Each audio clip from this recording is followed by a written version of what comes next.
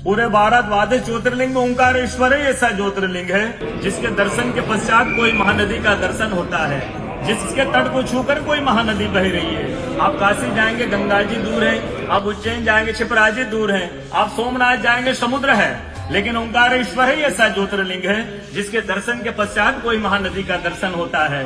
वो महानदी है रुद्रदेहाय विद्महे मैं कलकन्याज धीमहि तन्नो नर्मदा प्रचोदयात्। भगवान शंकर की देह से पसीने के बूंद से निकली है माँ नर्मदा। भारतवर्ष में जितनी नदियां हैं सब उत्तर दक्षिण दक्षिण उत्तर की ओर बहती है, लेकिन माँ नर्मदा उदय से अस्सी की ओर बहती है, पूर्व से पश्चिम की ओर बहती है।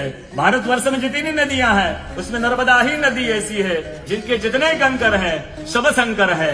नर्मदा पुराण में ये भी कहा गया है कि नर्मदा जल के स्पर्श होने से जो शिवलिंग निकलता है उसको डायरेक्ट ले जाके पूजा कीजिए, उनको प्रतिष्ठा की आवश्यकता नहीं है। नर्मदा जल स्पर्श होने से वो स्वयं प्रतिष्ठित हो जाते हैं। अयोध्या में राम लला जी की जब स्थापना की गई थी तो नर्मदा का 2.5 फीट का नर्मदा का शिवलिंग राम जी के साथ अयोध्या में स्थापित किया गया था और कहा गया है कि रेवा तटे तबम कुर्यात मोक्षदायिनी गंगा। कलयुग में आपको तब करना है, नर्मदा किनारे जाइए, और मोक्ष करना है तो गंगा किनारे जाइए। रेवा तटे तबम कुर्यात मोक्षदायिनी गंगा।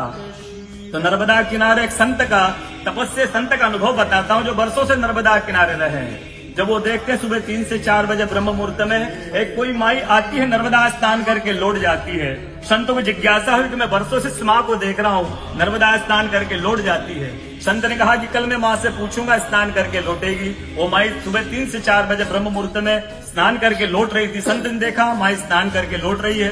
संत दौड़ते गए माँ को साष्टांग दंडवत प्रणाम करके पूछा है माँ मैं वर्षों से आपको देख रहा हूँ, अब नर्मदा स्नान करके लौट जाती है, माँ अपना परिचय दीजिए। तो माँ अपना परिचय देती है, मैं गंगा हूँ, कलयुग में शुद्धिकरण के लिए नर्मदा स्नान करने के लिए आती हूँ।